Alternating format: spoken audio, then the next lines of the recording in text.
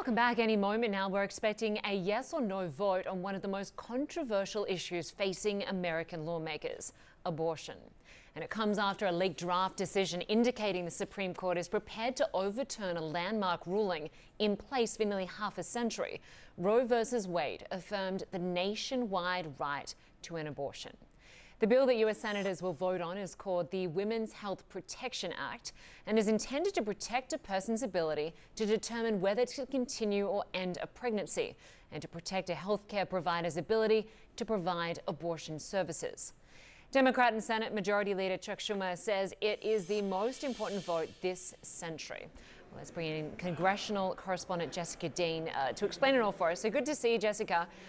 So this vote is happening on this bill, which is expected to fail. Take us through exactly what the bill states and how this vote is expected to play out. Right, so we're expecting to see this vote just within the next probably half hour to hour here at the U.S.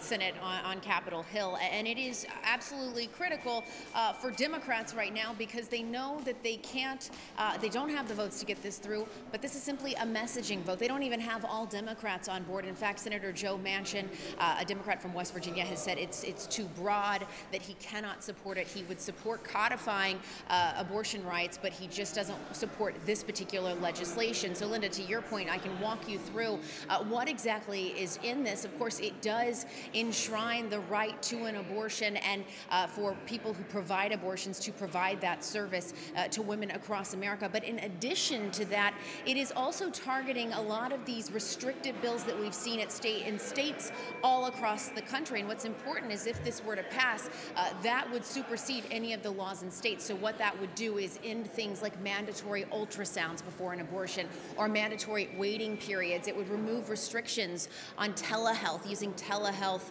as a method if they are using the pills that are used for abortions. Sometimes they will use telemedicine in order to do that so someone doesn't have to travel into a clinic. It removes a lot of the restrictions on that, and that is where Democrats have run into trouble with one of their own, Joe Manchin, but also some Republicans who do support abortion rights, including Senators Susan Collins and Lisa Murkowski, who have their own version of this legislation, Linda, that simply focuses on codifying these rights and doesn't do as much as the legislation that's going to be voted on later today. But again, people on the left saying it doesn't go far enough. So we're going to see this vote happen here in the next hour or so. It will fail. And from there, congressionally, Democrats really have no other way to go because any of the other options that might be in front of them. Some people have said blow up the filibuster. They don't have the votes for that. Some people have said expand the Supreme Court. They don't have the votes for that either. So they are really left now with this messaging vote, Linda. Wow, a really tricky position. And interesting to note, Jessica, that polling in the US shows that the majority of Americans want women to have the right to choose. So why then is it being decided eventually, when this decision happens in June, by the Supreme Court, which is a body of lawyers unelected by the public? That's right. So these are 9 Supreme Court justices who are appointed by the president.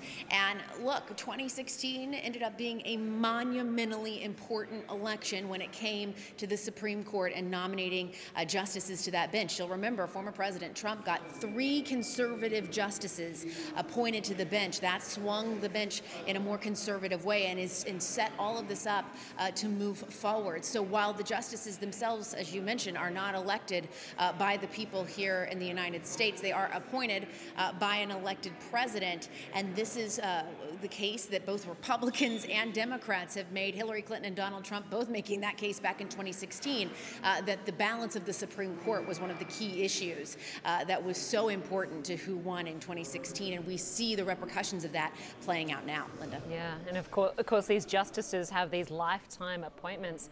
Jessica Dean, good to have you with us. Thanks so much.